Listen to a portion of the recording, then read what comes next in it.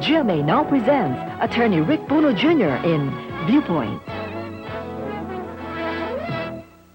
GMA News and Public Affairs in cooperation with 3D Home Appliances for quality you can trust. PLDT, the telecommunications company, Sony and Philippine Charity Sweepstakes Office brings you Focus Edition 89.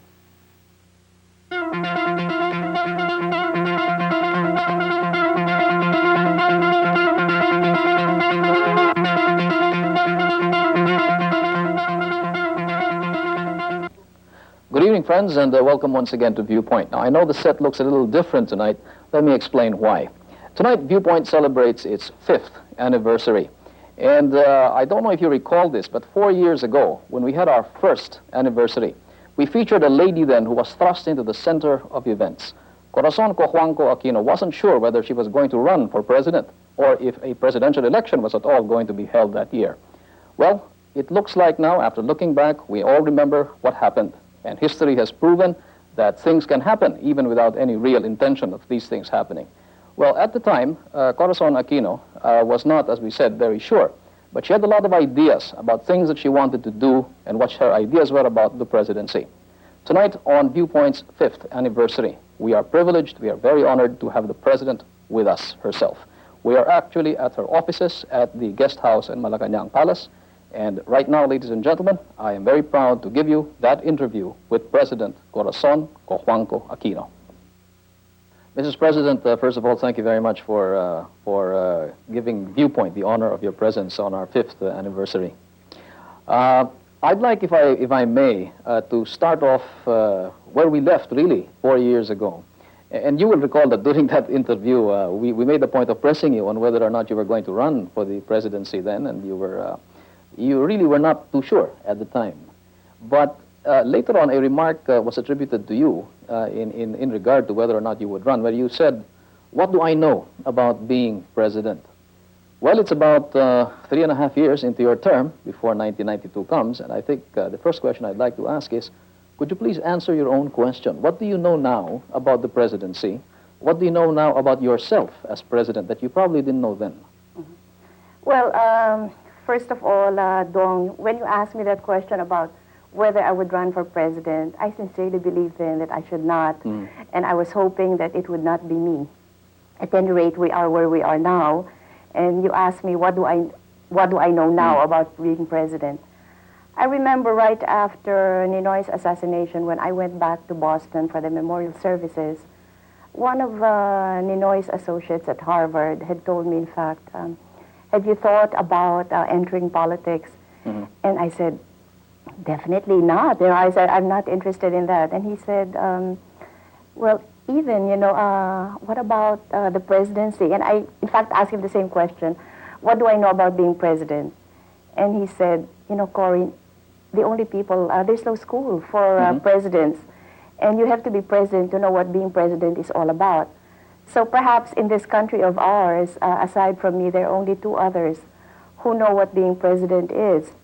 The 2 living persons now, President Macapagal and President Marcos. So when you are on the outside looking in, things are really very different.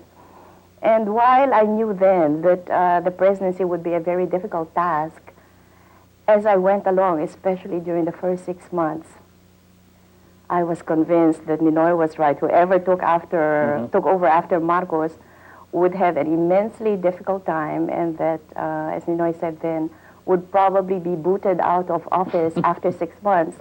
You can't imagine how I prayed and prayed hard that, dear Lord, just let me stay for at least 6 months, if only to prove my husband wasn't exactly right in his estimate of, not me really, because he did definitely. He did not think of me as being president, but I think at that time when Ninoy said that, he did not foresee that the Filipino people would be changed and changed for the better. That suddenly there would be this awakening and a deep involvement in the affairs of the nation. And so I believe that because of the people's involvement and because of their support, I continue to be where I am. Now, being president requires, first of all, that one continue to be credible so that one will have the support of the vast majority of our people. Because given the problems that we have, somebody who would only have maybe a very small minority supporting him or her, I doubt very much if he or she would be able to continue. There is a lot of contemporary thinking going on and analysis about your presidency, even as you are only about midway into your term, and people are asking, can she make it? Would she be able to survive until 1992? I'd like to quote somebody, I guess that we both know, Steve Bosworth, former Ambassador Bosworth. In the book, In Our Image, is quoted by the author Stanley Carno as saying this in regard to the question whether President Aquino will make it. And he says, if making it means turning the Philippines into a stable, prosperous, self-confident model of democracy in a developing country, the answer is clearly no. The problems are too difficult, the sense of nationhood too weak, and the time given to Aquino until the end of her term in 1992 too short. On the other hand, if the question is whether her government can survive and she can continue to make gradual but important progress, then my answer is yes. But I guess my question is that good enough? Do you think that, first of all, do you agree with that assessment? Well, in a way, yes, because right now what we are targeting for is improving the lives of the bottom 30% of our people. I said in my State of the Nation address that while it is true there has been economic growth, unfortunately, the bottom 30% have not been able to share equally in these benefits. So while we are attending to the bottom 30%, and at the same time hoping to maintain the kind of growth that we have been able to establish, especially in 1988, requires so much more in resources. And unfortunately, our resources are limited, so we are only able to attend to some, or at least as many of our problems as possible. It is really impossible to to correct the mistakes, not only done during my predecessor's time, but perhaps even before that. Yes.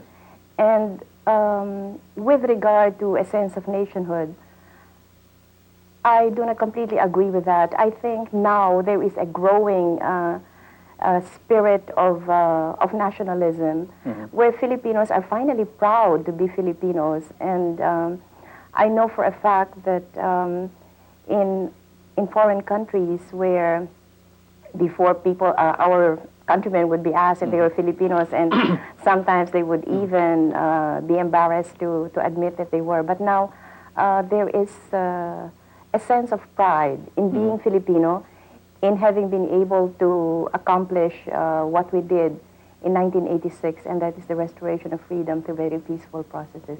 On that idea of nationhood, and yet there are a lot of people, James Fallows, for example, as you know, that Damaged Culture series, which was much maligned here in this country, also makes the point that Filipinos are much too quarrelsome. Filipinos are always debating about a lot of things. The economist said we talk too much, we do too little. Do you agree with that? I mean, in trying to get people to work together for something that works for this country, do you find the same problem? Do you find that there are too many people that argue with you too much? Well, so long as we argue simply by talking, I think that's much better than arguing and killing each other. So, besides, I guess that is Filipino. We want to speak out, we want to say what we believe to be the right way, and that is also what democracy is all about. So, of course, at a certain point, and this I have stressed in my cabinet, that once we have already agreed on what the policy should be, then I expect everybody to just toe the line. It's while we are discussing the problem, let everybody come in and defend his particular position. But once we have arrived at the decision, then I expect everybody to just toe the line and to cooperate and work as a team. Okay. Speaking about that, and again, in terms of people that have studied your presidency and in a way criticized you, and I'm sure that you have had your fill of critics, but let me just kind of indicate or review some of what they say. You've heard about this thing about being weak, allegedly being weak, no vision. Even some of your former colleagues here in your administration say, for example, that there is a drift that's too much drift in your government. How do you respond to those criticisms, which seem to indicate that this point that you are talking about, which is at some point you have to stop the debate and then take action, some people say is not reached. I mean, how is that? How do you react to that criticism? Well, maybe my being a woman will always put me in the minds of some people that I am weak. But if being weak means having been able to put up a new constitution which is overwhelmingly ratified by more than 70% of our people, if being weak means turning around the economy and posting very significant growth, and in particular posting a 6.7% growth in 1988, at the same time being able to contain inflation, if being able to survive 5 coup attempts, and not only that, actually being able to bring about reforms in the military is also considered weak, my goodness, if we have a strong president, then I guess we can conquer the world, if this is what weakness is all about. But I did not think that I would be able to convince everybody, you know, to believe in me and to think that I'm the greatest or whatever. But what I would like to assure our people is that certainly I have given it my very best. And I'm prepared to take criticism because that is what life is all about. Nobody is perfect. But when these critics say these things, I would like to ask them to present alternatives. You know, it's very easy to find fault with anything and everything, but to be able to present very constructive alternatives, I think is also a different matter. But it really would help not only me, but the entire government and the country if in criticizing these very people would also say, all right, how about doing it this way? Instead of just, you know, finding fault with everything. Okay, let's break down some of those statements that you just uttered. For example, this matter of the growth rate, 6.7%, and according to some people, we will probably sustain a growth rate of, in the average, of 6.5% over the next 4 years. But some of these critics would also say that the benefits of this growth have not really trickled down to the masses, that it's true that we have a lot of we have nice... not denied that, though. In fact, I had said that it is unfortunate that in spite of the economic gains, the bottom 30% really have not been able to share more, you know, in these benefits. And so we are concentrating, in fact, on how to bring these benefits or get the bottom 30% to share in these benefits directly instead of a trickle-down process. Because naturally, if it trickles down, then it will be very insignificant. So what we are doing now, and especially for the infrastructure program for 1990, is to allocate 50% of the funds for the very depressed areas.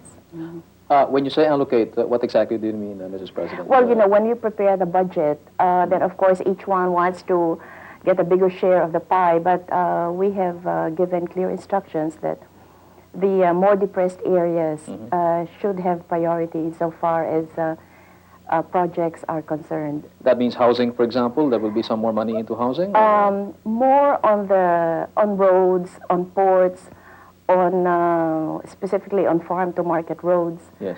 In making transportation costs less so that the farmers can get more for their produce, and also to make it better for the consumer. More attention also will be given in the matter of faster land distribution. We will work for a faster pace, and also in the matter of giving support services to the farmers. Speaking about transportation, I think you can see, living right here in the middle of Metro Manila, that there is really a serious transportation problem right now. Lines of people forming, both going to work and coming from work, are really, really very long. And of course, traffic is a favorite topic of a lot of people these days. I mean, do you get affected by this too? I mean, living here or trying to travel between one point in Metro Manila? Well, I guess this is one of the fringe benefits of being president. I do not have to, much as I wanted to stop at every red light before, well, for security purposes, I really am not inconvenienced by the traffic. And I have already, well, in fact, we are first of all, with regard to the transportation crisis, the Department of Transportation and Communications have been able to bring in buses from China, but of course, this is not sufficient. And Secretary Concepcion is also working for 50,000 second-hand vehicles to be able to come into our country. We have also tasked the military to provide trucks from 7 to 10 every night. They are doing this, but only on along EDSA. I see. So I was told that they have been able to service many of the Metro Manila residents between 7 and 10 o'clock at night. What I am going to ask for also is with regard to private companies who have shuttle buses for their employees, perhaps they could give one extra route or one extra ride. And this is what we're also working on. With regard to the traffic problem, I think this is not only a problem here in the Philippines, but almost everywhere else.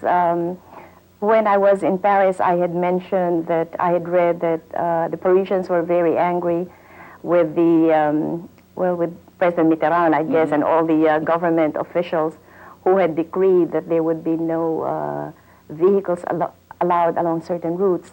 And I mentioned this to some of the French people there, and they said, don't worry, because we are just so happy that we do not have to contend with traffic. Anyway, the great majority of us ride in the subways, and so this is not really affecting us. So, well, we do not have subways, and I have asked Secretary Reyes of the Department of Transportation and Communications to see to it that we could have another LRT as soon as possible. What we have done with our buses is, I don't know if you've seen them, one is hooked, sort of a trailer is hooked to another, and this has been able to, well, provide for more transportation services to our people. Mrs. President, let me go to another subject, and this is the matter of the gains that we've had in terms of our political system, the constitutional process that has been revived. Now, another line of criticism says that this is all good in terms of form, but in terms of substance, a lot of people have not yet really had that much participation.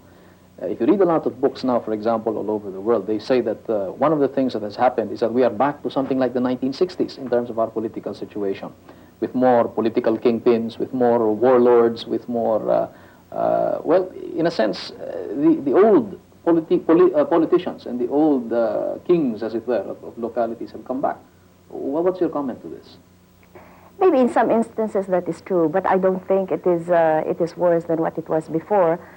First of all, we have new or non-traditional politicians getting involved in politics now, starting with yours truly. And like in the case of governors, I am really very pleased to find quite a number of these new public officials who are really so dedicated and really so intent in bringing about an improvement in the quality of life of their constituents, that it really encourages me and well, that there is hope for our country, because there are so many more now really involved purely for the national interest and not for any personal gain. You don't think that the old oligarchs, as they used to be called, have come back into power? Well, in fact, I think in the last local elections, we did have quite a number of upsets.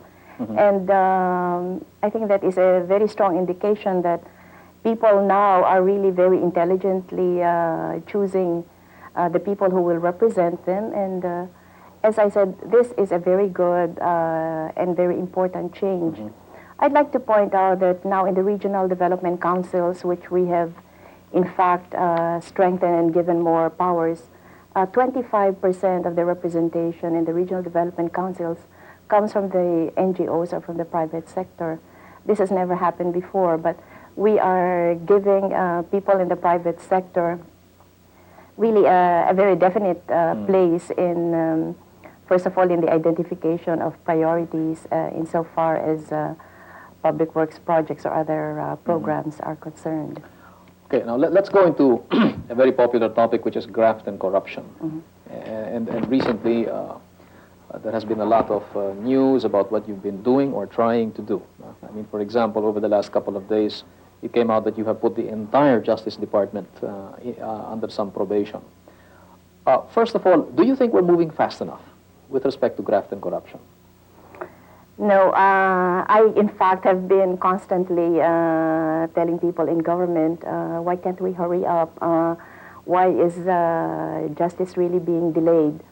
And well, first of all, I'd like to point out that the judges are no longer under the authority of the president. They fall under the authority of the Supreme Court, and that is why there is nothing really I can do insofar as pushing or maybe telling certain judges to hurry up with their decisions.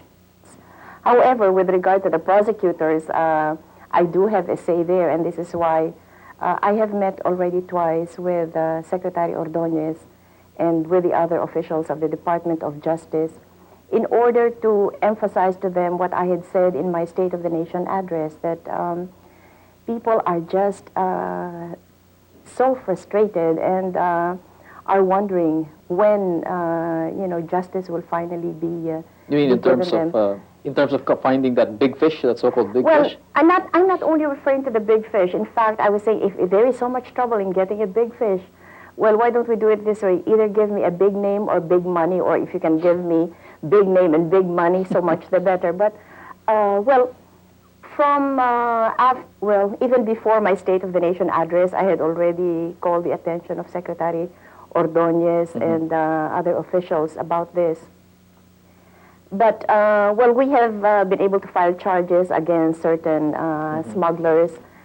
And I was saying that let's make sure that no more delays are taken. Okay, we give perhaps the other side a chance to explain and ask them what would be a reasonable amount of time, to ask for postponements or whatever. And I think it would also be good if we could decide that maybe 2 postponements are it, or even 3, but after that, I think it should be enough, because I was really so envious of what happened in the United States with regard to Steve Sinakis' trial, where in a matter of, I think it was just 2.5 weeks, his case was decided, he was acquitted, and it was over and done with. And here in our country, it's just taking so long. And I've been told, yes, this is what due process is all about. But I think if enough of us really work hard at this, and considering that there is such a public clamor for a speedier dispensation of justice, then I hope that the day will come when we will also be able to dispense justice as speedily as in the United States. I guess, Mr. President, that has to do with the prosecution side of trying to fight graft and corruption. But what is it in the government itself that can be done? I mean, I think even the harshest critics say that you personally are honest. They do not fault you for anything like that. But then it's the people around you, so-called, the people in the whole bureaucracy itself that doesn't seem to have imbibed the example. And I guess this is the source of the frustration of a lot of people. Well, recently we have had a workshop among the cabinet members, and one of the findings presented to us was that the impression or the perception is that, yes, the president cannot be faulted for any action in graft and corruption, or for that matter, the highest officials. But in the lower levels, there is a continuing impression that graft and corruption still goes on. When I came in, I did not bring a whole new bureaucracy with me. Whatever was there, I tried, not only inherited, but I tried to work with. And in fairness to the great majority, they are certainly doing a good job. It is only for us to weed out the undesirable elements. Here in Malacanang, for example, the only people that we fired were those 15, 30 people, and naturally there was no cry or complaint from them, because I think they knew that they were guilty in just collecting salaries and not really doing any kind of work. what I'm glad about is that the private sector has taken such an interest in this, and starting with the National Coalition for Transparency, they have promised to help us and to monitor closely what people in government are doing, especially if they are doing wrong. So if the private sector will help us in identifying, these government employees who are engaging in graft and corruption, then the work will probably be that much easier. But I have said that the way to do this is, first of all, if we have the evidence already, then file the corresponding charges against them. If we are just maybe suspecting them, or we have enough people telling us that some people are not doing it exactly right, then we can also suspend them for a limited period. Yes. But what is really important here is for all of the heads of departments and heads of agencies to be themselves, first of all, absolutely honest, so that by leading by example, hopefully we'll have a very good effect on the others. But as I said, I inherited a bureaucracy. I did not bring in new people. Besides, it would have been a calamity if we had changed everybody, because we certainly are depending very much on the experience of all of these people who have been serving in government for a long time. Can I point out one thing? Yes. When I had occasion to talk with Prime Minister Lee Kuan Yew, I asked him, how were you able to weed out graft and corruption in your government? And he said, well, I cannot say that we've completely done away with it, but it's really very minimal. And the first thing he did was to increase the salaries of government employees, so that if they were paid enough, then hopefully they would not be tempted, to resort to other measures. And yes, it is true here, we have increased salaries of our government people, but they still complain. It's still not enough. It's really not enough. Not enough, And yes. Let's face it, like in your case, Dong, you're in the private sector. If you worked for government, you would probably be receiving a very small fraction of what you're making now. I'm not complaining because I'm given a house and all the other benefits that go with it, but maybe the members of the cabinet or even the senators and congressmen, because they have so many other obligations to attend to. Here in our country, once you become influential or you are a high official, you're asked to be a wedding sponsor or a baptismal sponsor, you're asked to give prizes, etc. So this is something I think that we will have to work hard at to make sure that as the economy improves, that we will not forget to substantially increase the salaries of government employees. Let me touch on a matter which is a little bit sensitive now. And this is related to graft and corruption, but the thing about presidential relatives always comes in. And I really don't know how you react to this, but there are names that are mentioned, some of them are very, very close to you. What about that? Do you consider this as an unfair criticism, that there are people that say that your brother, for example, is into a lot of things, or your sister-in-law? I mean, I'm not saying anything new. All of this is in tabloids and even in books all over the world. Well, of course it has upset me, but maybe this is also a carryover or something that has lingered because of what has happened in the past, where presidential relatives were not only talked about, but you could see them really having a very different kind of lifestyle from what they had before. And it is not only here in the Philippines, but in so many other countries. I suppose when they cannot find anything wrong with the president, then the thing to do is to look for people who are close to that president and to find fault with them. I have said that, and in fact I have made clear instructions to cabinet members that no special favors should be given to any relative or to any friend.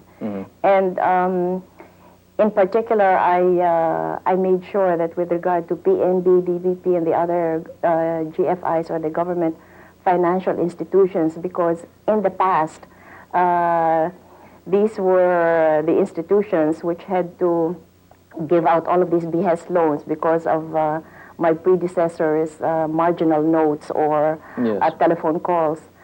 Well, Dong, to this day, you can ask any GFI head if I have ever interceded for any relative or any friend, and if they have ever given any loan or any special accommodation to any relative. I really find this, of course, very disturbing, but once one is in public service, then one is just fair game for anything and everything. And I have tried my best not to be sensitive about this, but I wish there could be some way whereby we could maybe clear somebody or... Do you speak about it? I mean, do you talk about it in your Yes, family? of course. And, My goodness. In fact, I was thinking to myself, in fact, I've told my children this, I think when my term is over, I will no longer have any relatives supporting me, neither will I have close friends, because probably the thinking is, what is in it for us, you know, to be supporting somebody like Cory when she is even more strict with us than, in fact, they were saying, some of them had, well, special privileges even before I became president, like it was no big deal, maybe sometimes being assisted at the airport in the matter of giving your passport. But I was telling them, look, can you just fall in line like everybody else, so that, especially since people watch and would like everybody to be treated the same. It's a very difficult thing, and I have told them, please try your best, you know, not to be seen displaying any kind of... or in terms of business deals, for example, when there are always names bandied about some...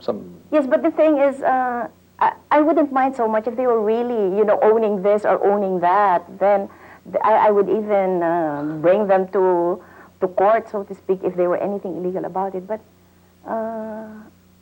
you know, it's, as I said, it's really a very difficult thing. But anyway, we have so many investigations going on. We have the Blue Ribbon Committee in the Senate attending to this. So, and I've also been criticizing that, you know, I tend to defend my relatives or friends right away. So I think they can defend themselves. It's just that when I'm asked and how I feel about it, I cannot tell a lie and say that it doesn't bother me, because it does. It does.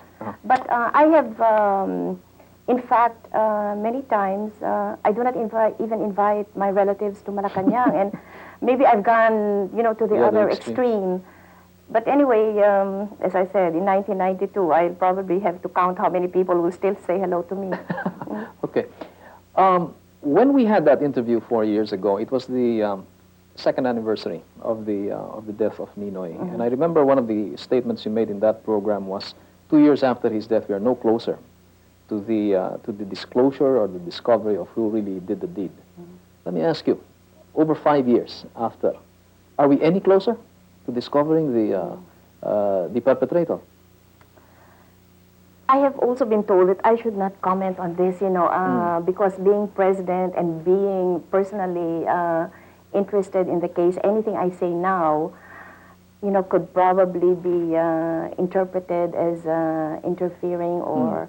So can we just skip that part, Dong, because once I made a comment on that, and my attention was called to it, and I'd rather not... You mean there are things going on at the moment that might compromise investigations or something? No, it's just that being president and being the widow of the assassinated man, anything I say probably could be misconstrued as giving directions or trying to influence, you know, the proceedings in such a way which would, you know, work to my benefit. It's being president is does not give me the freedom to be talking about you know, like Ninoy's assassination. Before that, I felt very free because I was nobody and I was just the widow of an assassinated man. But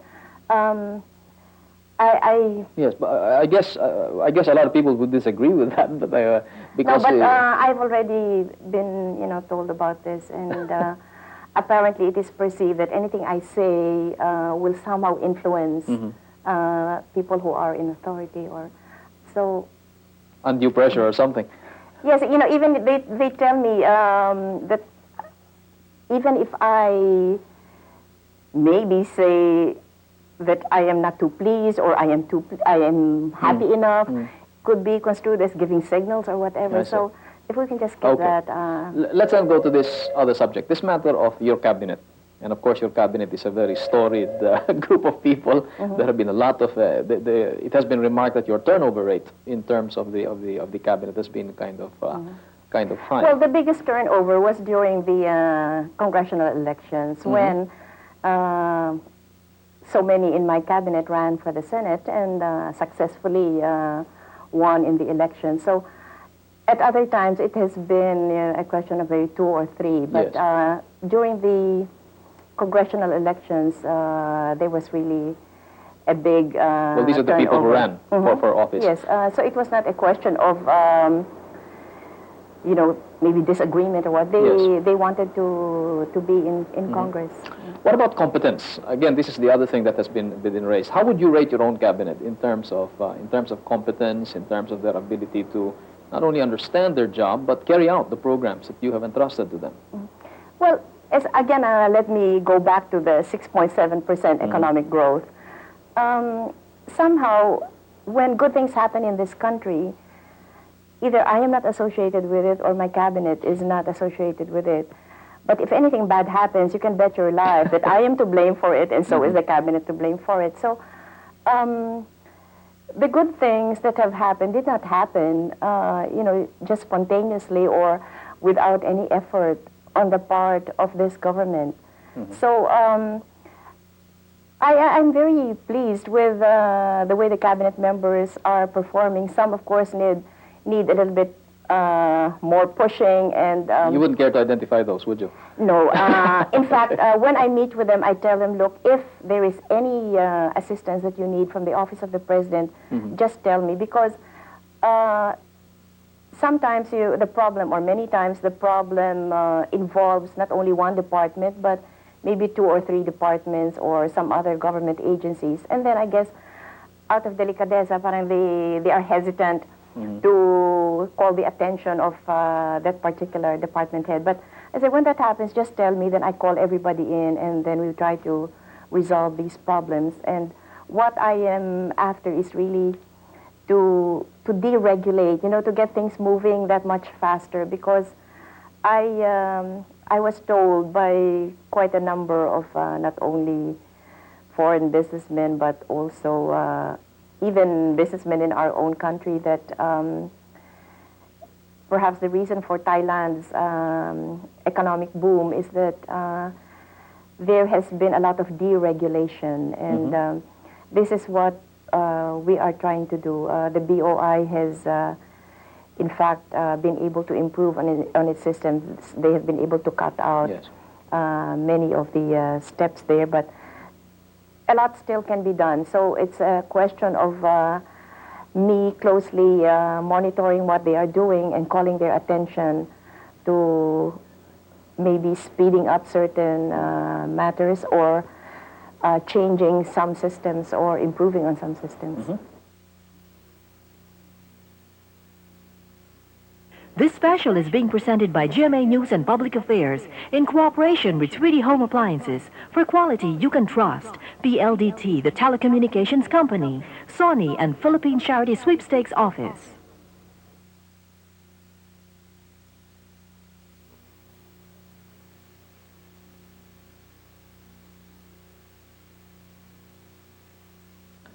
So, Mr. President, you don't really think you have a particularly fractious or quarrelsome group in the cabinet with you? Some people are saying that no, they not fight among anymore. themselves.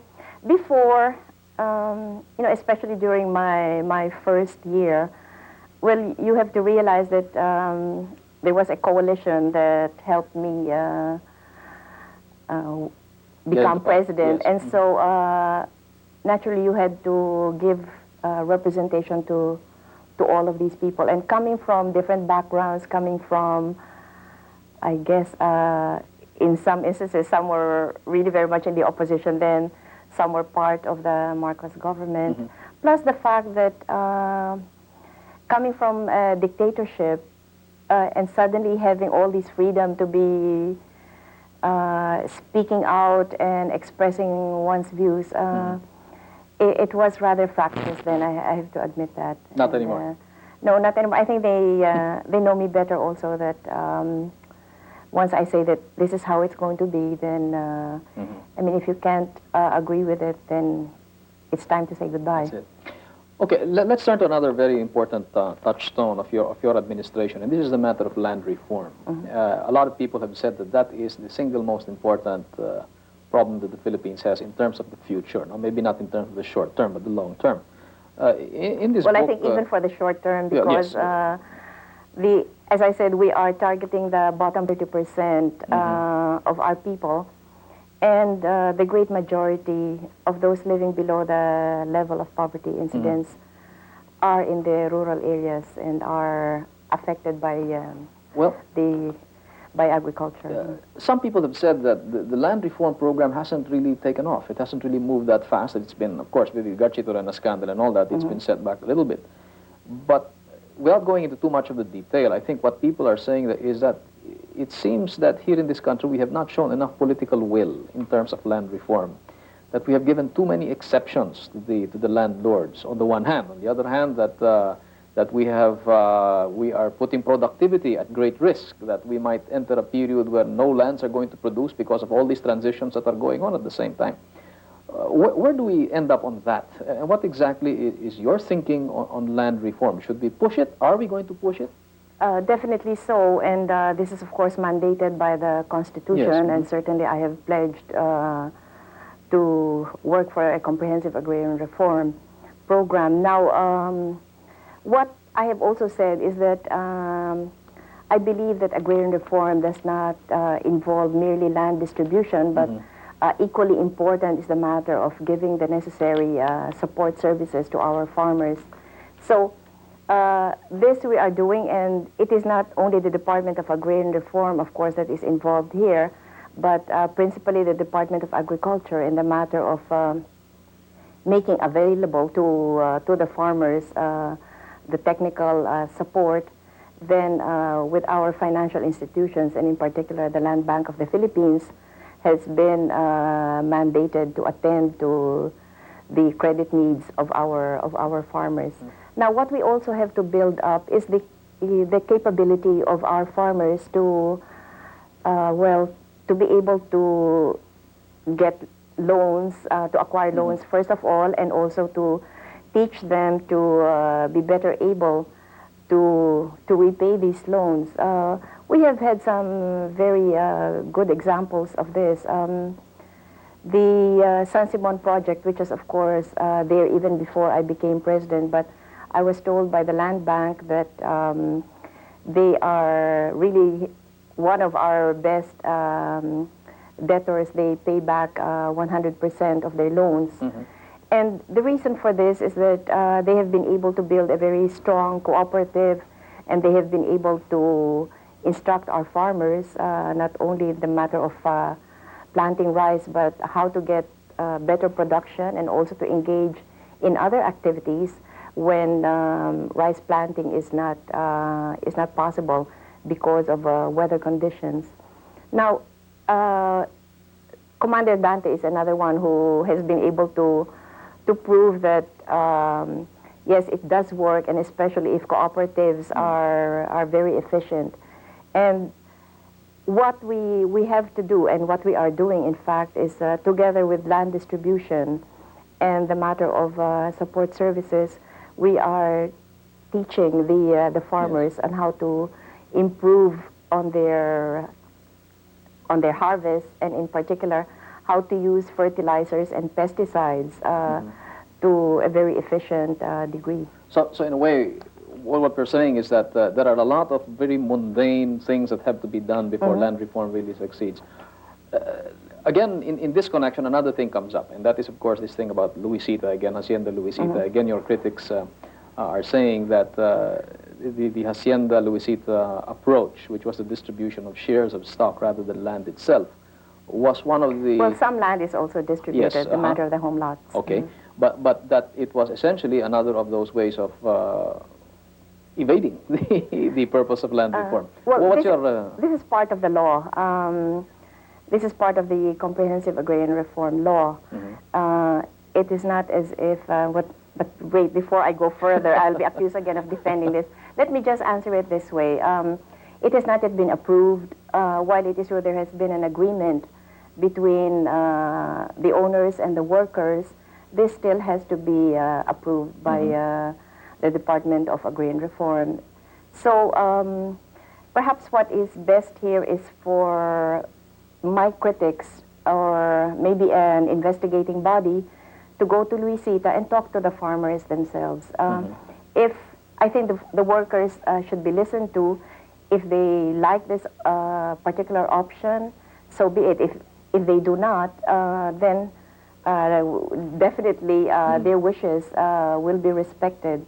Another thing that I have told the Agrarian Reform Department is to explain very clearly to the workers all the options available to them, so that in making the decision, they will be guided by the knowledge of the advantages and disadvantages of each option. Okay.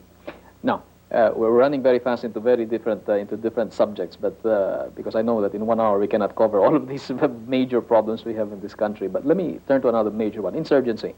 There have been some notable successes recently in terms of capture of some of the top officials. What is your assessment of the situation now, Mrs. President? Have we broken the back of the insurgency? Do you agree with Commander Dante when he says that the NPA, the CPP NPA, is self-destructing? How do you assess the situation right now? Well, there have been tremendous gains. If you will recall, early in my term, I had said that we would try all peaceful efforts in order to arrive at a resolution of this problem, and also that I believe that it could not be a total military solution to this, but it had to be a combination of many solutions, and in particular the socio-economic needs of our people. So it is true that the ceasefire talks were held and they ended, and unfortunately we were not able to gain lasting peace. However, during that time, the rebels were given a chance to see for themselves what this government was all about, what it had to offer, and what the conditions were obtaining in our country at that time. So before that, they told some of the interviewers that they were just given the information by their leaders, and it was a very one-sided information. They really did not have access to any other sources. But more important than having information was the chance to be reunited with their families, and especially since this happened around Christmas time, I was told that it really had quite a tremendous effect on the rebels. And perhaps for the first time in a long while, they were actually considering giving a chance to the democratic process. And so as a result of this, we were able to get quite a number of them to come back to the fold and to try to live under the circumstances. There were a number of people who took advantage of that. Because precisely of their experience. I did not know this until much later when they were coming down, and when they are accepted in the I shall call them the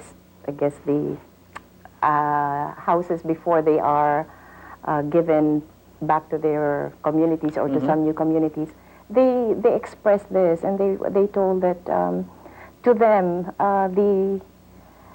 the greatest advantage of the ceasefire period was that it really gave them the opportunity to see, hear, and decide for themselves whether they could still try living under a democratic form of government. But given all of that, is there any prospect for any peace negotiation right now? I mean, are you still open to the to peace talks, but on their, according to them, without preconditions? I mean, well, that is very difficult. Also because I think we have a very opposing agenda here, in that even in their maybe definition of peace, maybe we have or different interpretations of how we should attain peace. Yes.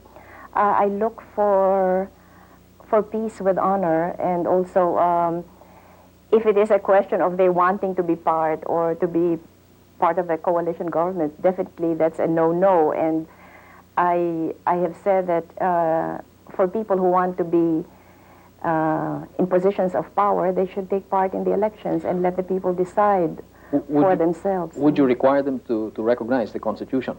Definitely so, and also to lay down their arms, because we are against violence, and certainly we do not believe in the taking over of power through the use of force.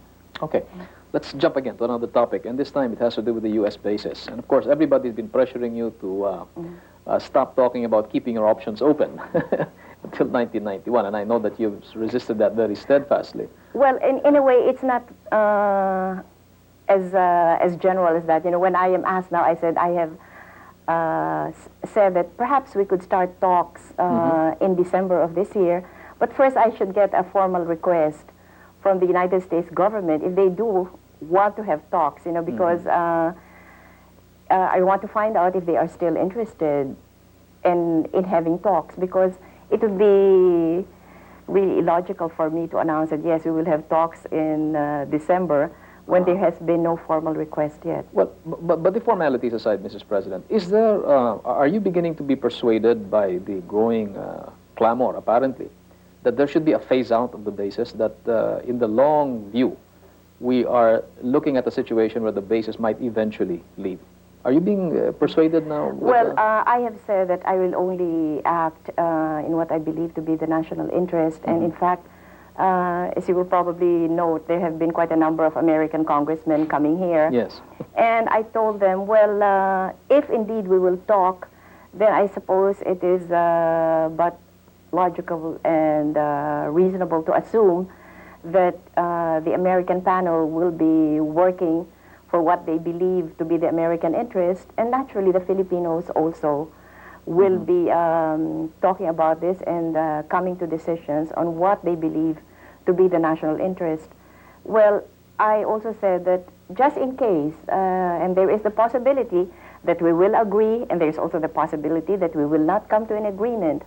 But I told some of the congressmen, hopefully, that even if we do not come to an agreement, that we will still be friends, that what we have had in our relationship for so many decades will hopefully still be there, because we in the Philippines are reaching out to as many countries as possible, offering them friendship and wanting to have more relations with them, especially in the matter perhaps of expanding trade.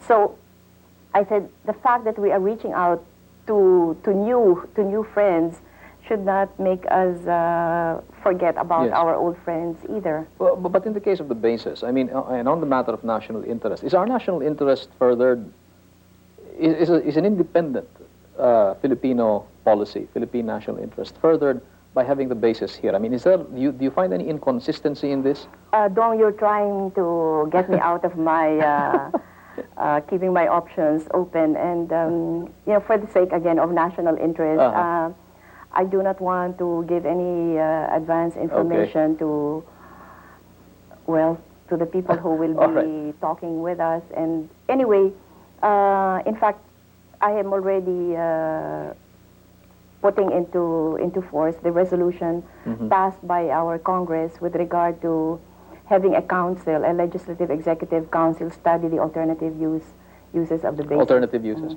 Let me put it another way then. This trooping of a lot of congressmen and congresswomen that have come here, Is there anything coincidental about this and this aid package that is going to be considered by Congress? And again, as you know, everybody draws or tries to draw a linkage between this. Are these congressmen coming here to try to make an argument before you that there should be some kind of linkage between the basis and this aid? I can tell you very truthfully, none of them talked to me about this. And in fact, apparently, at this time of the year, this is the time when many American congressmen go to different parts of the world and have a look-see and try to talk with as many officials of those different countries as possible to report back to their Congress on what is obtaining in different parts of the world. And so when they say that it's going to be a very difficult fight, and even Ambassador Platt, I think, has been saying that in terms of the aid package for the Philippines and their commitments under PAP, it's going to be a very tough fight. What does this tell you? I mean... Well, first of all, I was asked this when I was in Paris, and I said that, first of all, it was not us who initiated the MAI, or the Multilateral Assistance Initiative. Four legislators, 2 senators and 2 congressmen of the United States Congress thought about this, and certainly I'm very grateful to them for initiating this multilateral assistance initiative, or the Philippine Assistance Program as it is called here.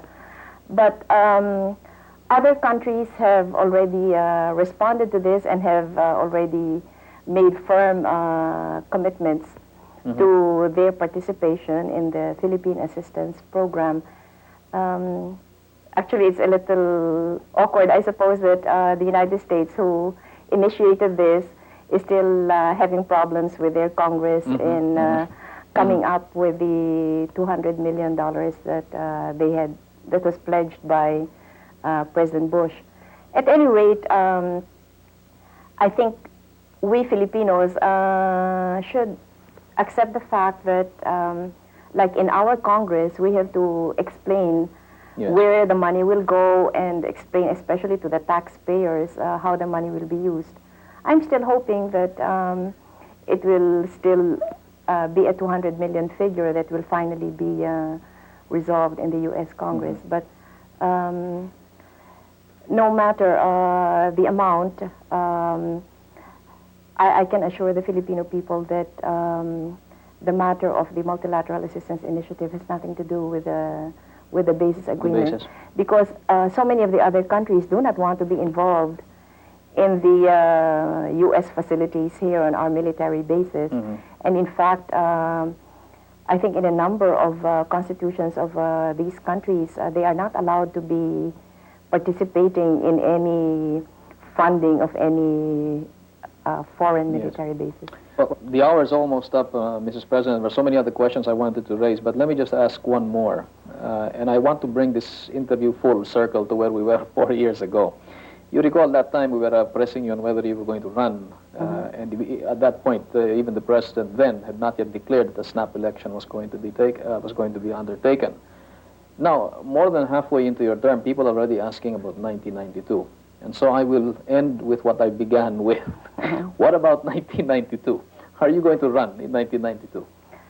I have answered that so many times, and in fact, some people were telling me, why do you have to keep on saying that you're not running? And I said, well, when I am asked, I cannot, be coy about this or to pretend that I do not have any answer for this.